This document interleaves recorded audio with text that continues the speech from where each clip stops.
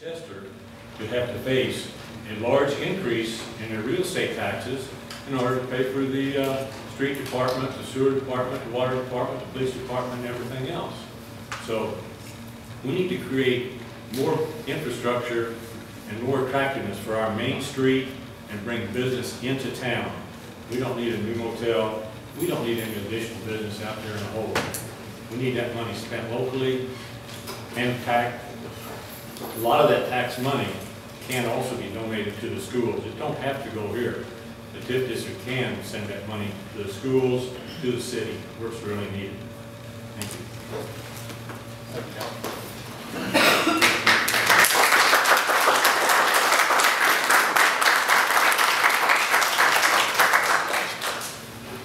I'd just like to kind of expand on what Mr. Stallman had to say. Man, a few words, so I won't take a lot of your time.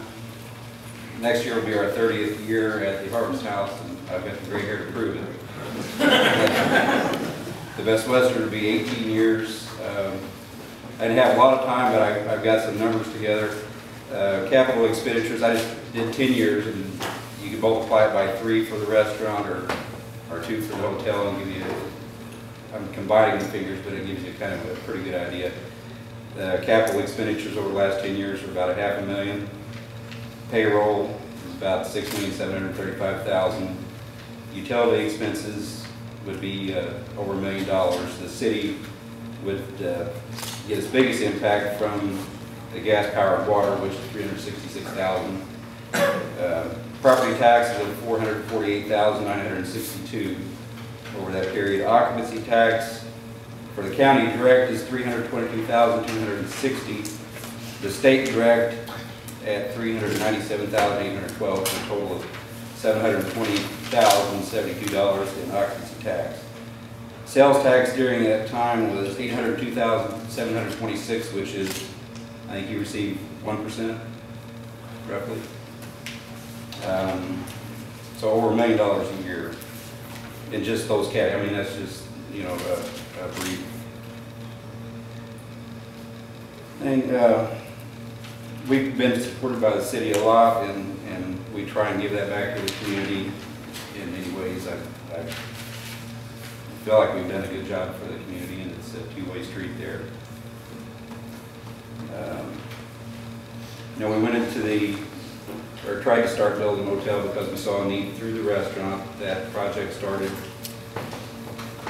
late 80s or early 90s. It took several years to get that through because, you know, the vision was not seen by very many people in this area. Ed Crow was a big help in that, and, you know, Ed was a good guy.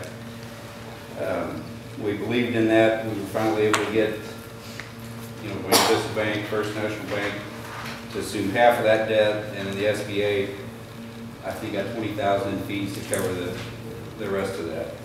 And we were able to get that. The financing was not great at the time, but, you know, thank God we were blessed in those early years and able to refinance. And we've been paying down that loan, and we still owe $1 million on what was about a $2 million loan, I believe, at the time.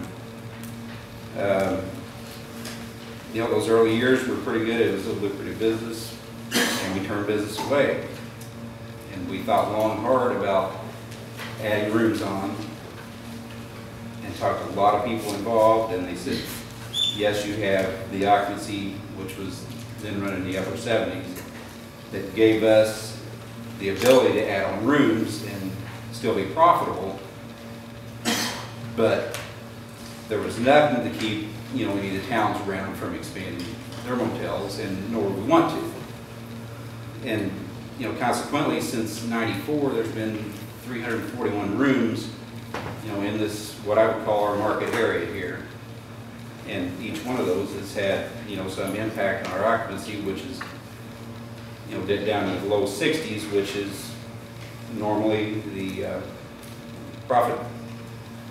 What you need to turn a profit is around 60%. So we've hovered in those low 60s, and this year, not so good. We're under 50%, which I hope, you know, we'll have a strong second half of the year here and be doing okay.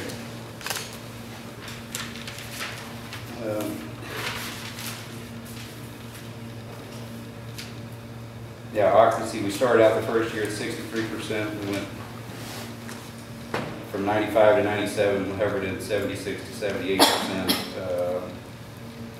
Since then, it's trickled down into the low 60s until this year.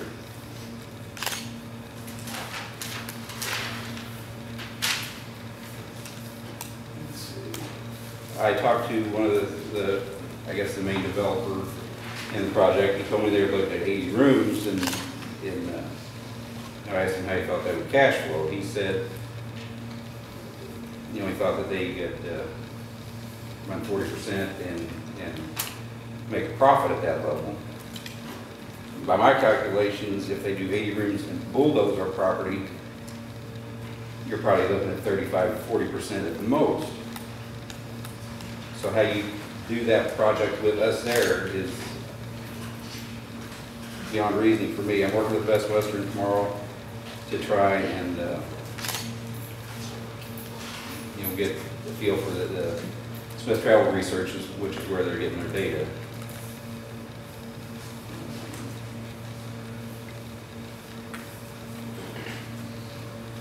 I'm a pro-business guy. I'm pro.